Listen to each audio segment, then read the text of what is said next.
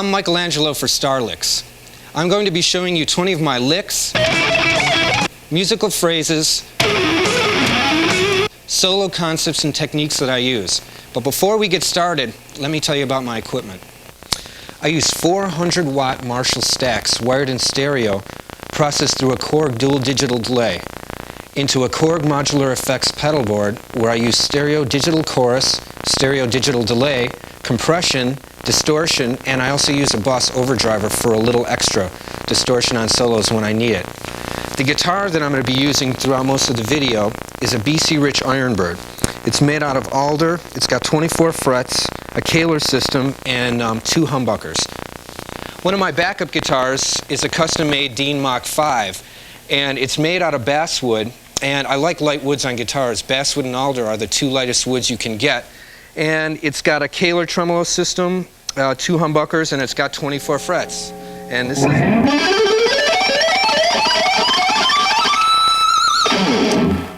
As you can see, this guitar is pretty beat up, and it's pretty beat up because of doing things on stage like this.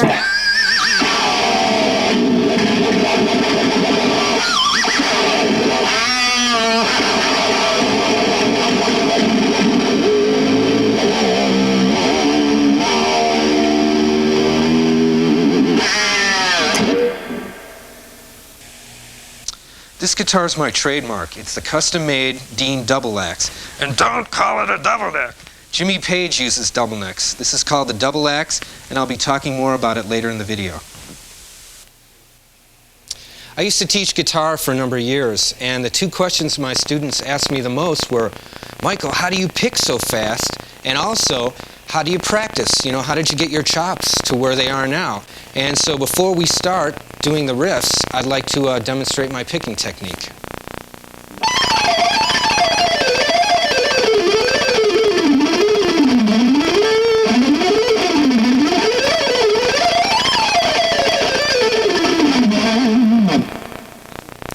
When I used to get a student for the first time, and it was his first lesson, I used to ask him the very first thing when he walked in, and because I had a lot of hot young guitar players that wanted to take lessons from me, I'd go, well, impress me, blow me away. I want to see your best riffs.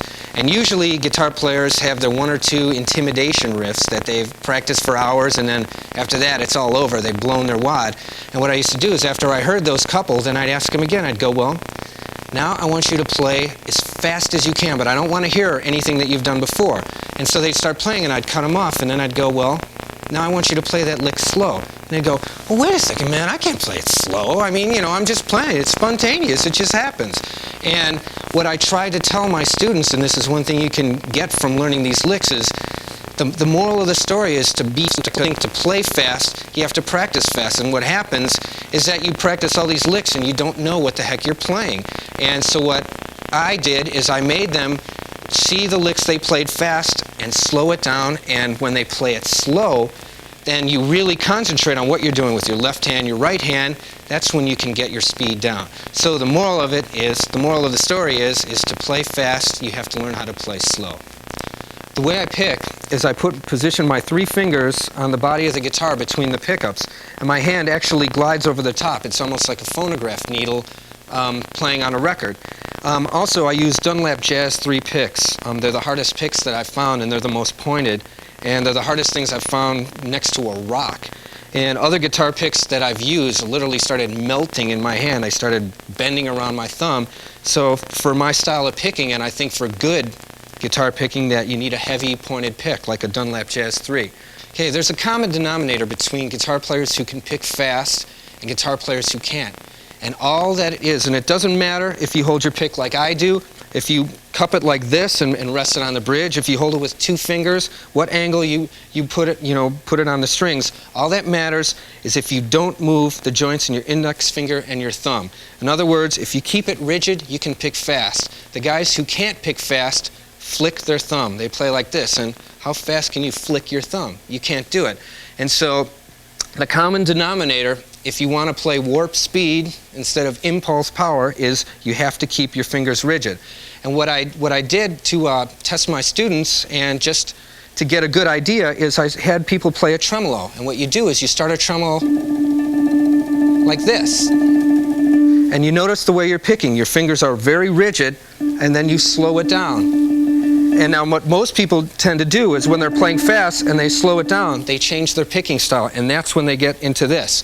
And the way to become a fast picker is to play and look at, when you're playing like this, I call it the PPS, the potential picking speed, and to be able to slow it down so when you're playing slow, it's the same motion, so it's very fluid.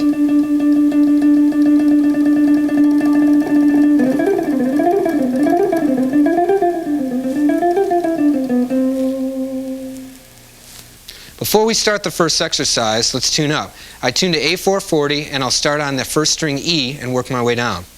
This is E.